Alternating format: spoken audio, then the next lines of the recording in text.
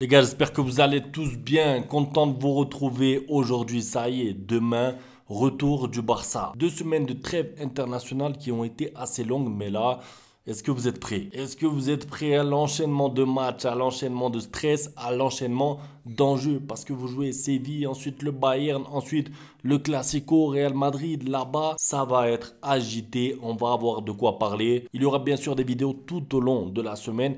Peu importe les résultats, en espérant bien sûr qu'ils soient favorables. N'hésitez pas, un petit like à la vidéo si le contenu vous plaît. Avant de commencer, justement, pour cet enchaînement de matchs et pour 8 jours seulement, vous avez accès à une double promotion sur Unibet. Normalement, vous le savez, il vous offre 100 euros de bonus de freebet.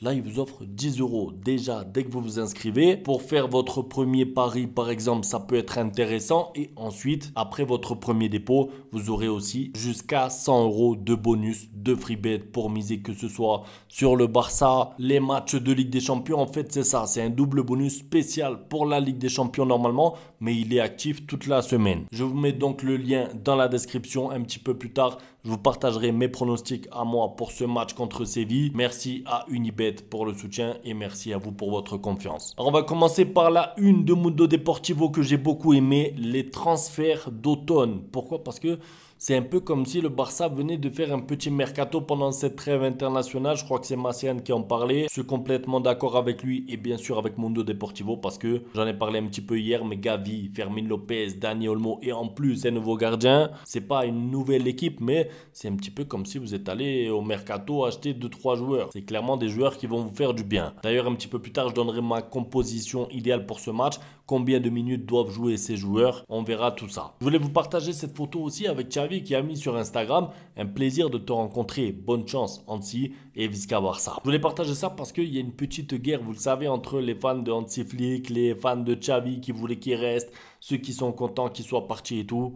Ça n'arrête pas tout le temps, je le vois dans les commentaires. Oui, mais Xavi faisait ci. Oui, mais Hansi Flick fait ça. Sachez une chose, c'est que Xavi, même s'il n'a pas réussi au Barça, il va souhaiter la réussite d'Hansi Flick. Pourquoi? Parce qu'il est passionné comme nous du Barça, même encore plus que nous. Donc Xavi, ça va pas être une personne qui va souhaiter le mal du Barça d'Hansi Flick, pas du tout. Et j'ai été content de les voir ensemble, partager, peut-être parler football. Bref, passons à l'avant-match. Barça-Séville. Alors attention.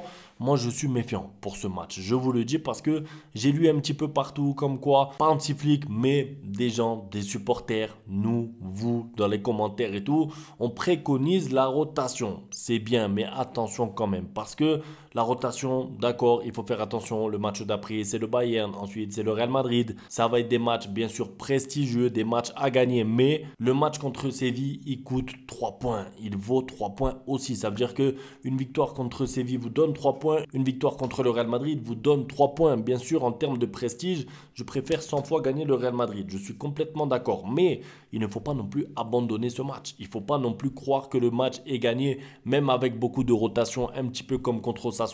Je dis ça parce que j'ai vu des compositions passer un petit peu par-ci par-là sur Twitter avec Hector Fort, Pau Victor, Pablo Torre, plein de joueurs du Barça B presque, j'ai envie de dire, parce que c'est des joueurs qui, en tout cas avec les revenants maintenant, les Daniel Olmo et tout, n'ont presque pas leur place. En tout cas, pas pour jouer au Barça titulaire. Donc, un peu de rotation, bien sûr, c'est bien. On va revenir un petit peu après dessus. Mais attention à ne pas croire que ce match sert à rien. Pas un match amical, c'est un match que vous devez gagner pour prendre les 3 points. Je remets dans le contexte, en plus, le Barça a 3 points d'avance sur le Real Madrid. L'idée, c'est d'arriver au Classico avec minimum 3 points d'avance. C'est pour ça qu'il faut à tout prix gagner ce match contre Séville. Au-delà de ça, vous avez aussi le côté dynamique. Ça veut dire que si vous allez jouer contre le Bayern dans 3-4 jours et qu'ensuite vous jouez le Real Madrid alors que vous avez perdu contre Séville, vous avez perdu votre avance face au Real Madrid, ça vous rajoute de la pression pour le Classico. Et 2, dans quel état vous allez préparer votre match contre le Bayern Munich en Ligue des Champions? Vous venez de perdre contre Séville à domicile ou faire un match nul. Donc rotation, d'accord, mais je ne vais pas dire que je fais plus confiance à l'équipe B.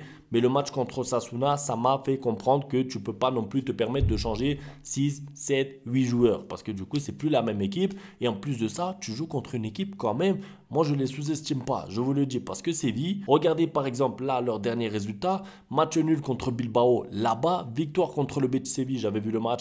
Ils dominaient largement. Ils auraient pu gagner 2 ou 3-0 contre le Betis Séville dans le derby sévillan. Donc, moi, je me méfie. Évidemment, on n'est pas là devant le FC Séville des années 2010 et tout qui était super fort, mais c'est une équipe qui va se battre, c'est une équipe qui met beaucoup d'impact physique et c'est une équipe qui, si vous leur mettez 3, 4, 5 joueurs qui n'ont pas le niveau, ils vont prendre des points. En fait, j'allais dire au Camp Nou, bon, c'est pas encore le Camp Nou, mais ils vont prendre des points à Barcelone. Ça veut dire qu'il faut vraiment aborder ce match de manière sérieuse et mettre quand même des bons éléments pour aller remporter le match. Si ensuite, je suis d'accord avec vous, malheureusement, un joueur est fatigué, il faudra le sortir. Si un joueur se blesse, malheureusement, j'ai envie de dire, c'est le jeu. Il faut prendre le risque de temps en temps, évidemment. Avec n'importe quel joueur. On sait qu'il y a des joueurs qui reviennent de blessures et tout. Il ne faut pas les mettre bêtement titulaires. Mais ce que je veux dire, c'est que le turnover à outrance, juste pour faire tourner, juste comme ça ne sert à rien. Il y a des joueurs qui n'ont pas beaucoup joué en sélection pendant 15 jours. Ils n'ont pas joué 2 fois 90 minutes, par exemple. Il faudra les mettre titulaires. Au-delà de ça, bon, c'est vrai que le début de saison de Séville n'est pas parfait. Mais je vous mets leurs derniers résultats ici. Même quand ils perdent, en fait, c'est assez serré. C'est pas des faibles, quoi. Mon pronostic pour ce match, avant de vous partager mon 11 idéal, je miserai sur Lewandowski buteur parce que je pense qu'il sera titulaire. Il a joué que quelques minutes avec la Pologne, il s'entraîne actuellement. Les pronostics, je vous ai dit, ça se passe avec Unibet pour ceux qui veulent le double bonus. Le lien est dans la description. Pourquoi Lewandowski? Parce que le Barça a 1,28 contre Séville. En prenant en compte le fait qu'il y aura peut-être des rotations, moi j'ai peur. Je pense que c'est pas pertinent. Par contre, Lewandowski buteur, tu sais que s'il y a un penalty, c'est lui qui tire. Tu sais qu'il est en confiance. Tu sais qu'il marque beaucoup de buts cette année. Il aura sûrement 1 ou 2 occasions. Ça me paraît cohérent, 1,65. Vous avez aussi l'option buteur ou passeur, 1,33. Mais ce que j'aime moi sur Unibet, c'est que vous avez l'assurance buteur. Si jamais Lewandowski sort à la 55e ou 60 et qu'il n'a pas marqué et que je sais pas, Ansu Fati rentre et qu'Ansu Fati marque, vous avez gagné votre pari. Ça serait beau quand même, Ansu Fati qui rentre et qui marque. Pour ceux qui veulent profiter du double bonus, le lien est donc dans la description. D'ailleurs, puisque je parlais d'Ansu Fati, passons à mon 11 idéal. Et là, c'est vrai qu'il y en a qui ne vont pas être d'accord, je pense. Et attention, c'est une équipe trop forte, on ne sait pas les blessures, les rechutes et tout.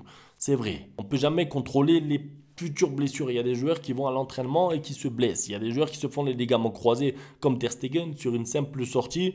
Ça peut arriver à tout le monde, à n'importe qui, à n'importe comment. On l'a vu Carvajal aussi avec le Real Madrid. Dernière action, hop, il dégage un ballon, ligament croisé. Donc, moi, je sais, il faut faire attention aux blessures. Il faut gérer et tout, mais j'ai vraiment envie que le Barça se pointe là contre Séville avec une équipe quand même compétitive. Voici ce que je propose donc. Koundé à droite, j'ai envie de dire ça classique. Koubarsi, Inigo Martinez, Baldé. Une défense en fait type, tout simplement pour répéter les gammes aussi en vue des gros matchs qui vont arriver. Un milieu de terrain type aussi, j'ai envie de dire avec Casado, Pedri. Tu sais que ça marche, tu sais que ça tourne bien. Devant ces deux-là, j'aimerais voir Dani Olmo. Eh oui, Dani Olmo, le retour. Vous allez me dire déjà titulaire. Ça fait 2 semaines qu'il travaille fort. Moi, j'ai vu les séances d'entraînement. Je sais pas, je pense pas qu'il a 90 minutes dans les jambes, mais je pense honnêtement qu'il peut être titulaire et jouer 55, 60 minutes, faire la différence, retrouver du rythme pour ensuite être titulaire dans 3-4 jours contre le Bayern Munich pour peut-être, je l'espère, jouer 75-80 minutes. En fait, je pense vraiment que ça sert à rien de prendre trop de précautions de temps en temps avec des joueurs, même si oui, il revient de blessure, il n'a pas eu une blessure de 3 mois non plus. Dani Olmo, c'est 4 semaines, en prenant en compte qu'il a repris vraiment l'exercice il y a 2 semaines et qu'apparemment, il pouvait même jouer avant la trêve, sauf qu'ils n'ont pas voulu le faire jouer pour qu'ensuite, il n'aille pas en sélection et tout. Vous savez pourquoi. Donc, je pense que pour Dani Olmo, il peut être titulaire. Voilà, poste de numéro 10 avec Pedri et Casado derrière lui. Tu sais que tu auras de la créativité, tu sais que tu auras des occasions. Et pour l'attaque, Lamine Yamal au repos. Ça par contre oui, je le comprends. C'est un joueur qui était sur le fil, petite contracture, il a passé des tests et tout. Je sais qu'il s'entraîne normalement depuis 2-3 jours, mais personnellement je préfère le voir sur le banc et le voir rentrer par contre 20-30 minutes, histoire pareil de monter en puissance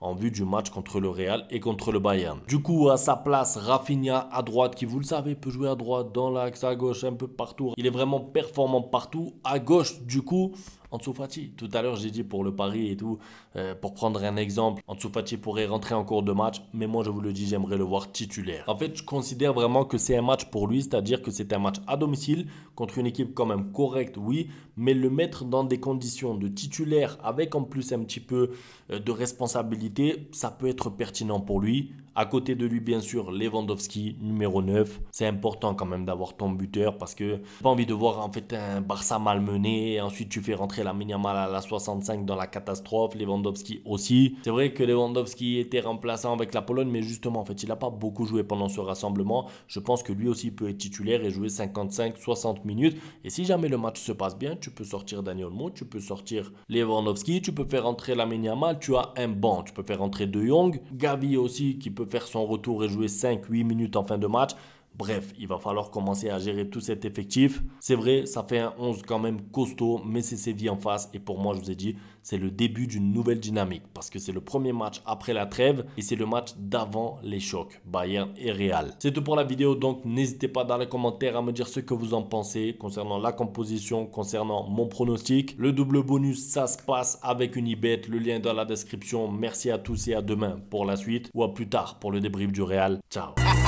Bang, bang, bang, bang, goodbye. Ustedes pueden aceptar mi negocio o aceptar las consecuencias. Plata o plomo.